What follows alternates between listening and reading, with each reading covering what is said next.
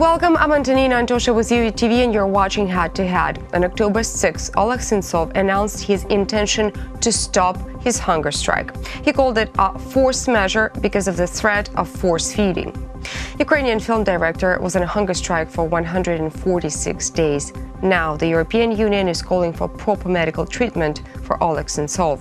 So what can be done now to release Oleg and other political prisoners? To answer these questions, we're joined in the studio today by activist and volunteer Kateryna Butko.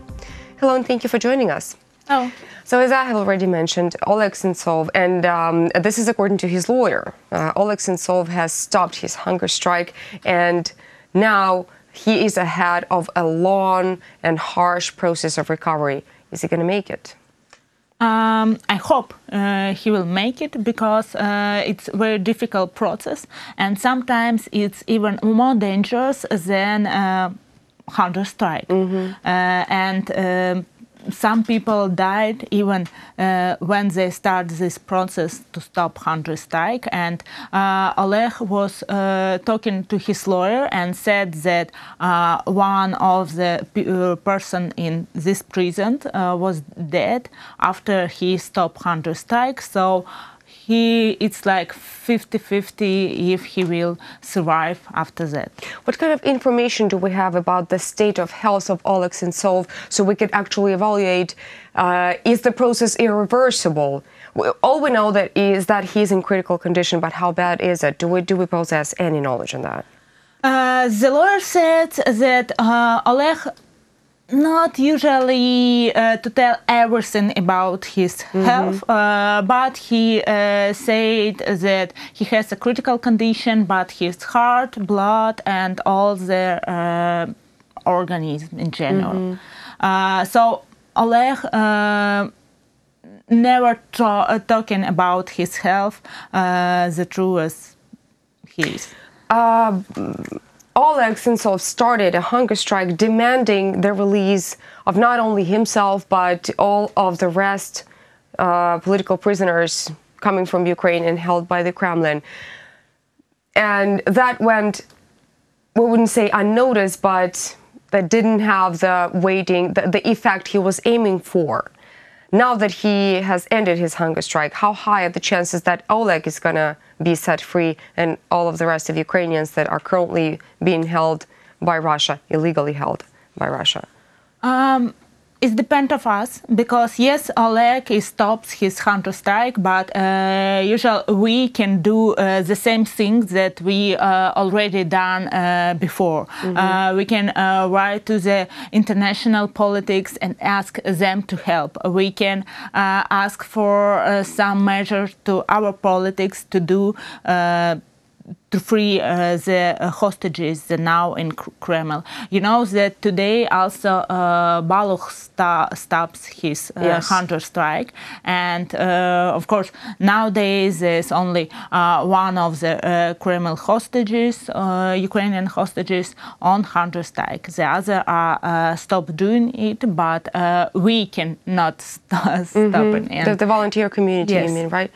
You just named a couple of measures that we can do, we as a community, as Ukrainian, as Ukrainian people. Has it not been done before? And if it has, does it mean that we're not doing enough? What else could we do to free Oleg and other prisoners of the Kremlin?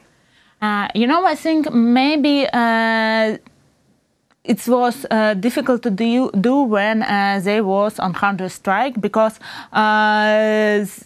if they put in free Oleg and or other people, it's like something that he lose, because the Putin said that Oleg win and he lose. But nowadays Oleg stop, and we have a little bit more time to work and to write to the international affairs to do something. For example, today is the Parliamentary Assembly of the Council of Europe, and they will voting for the amendment that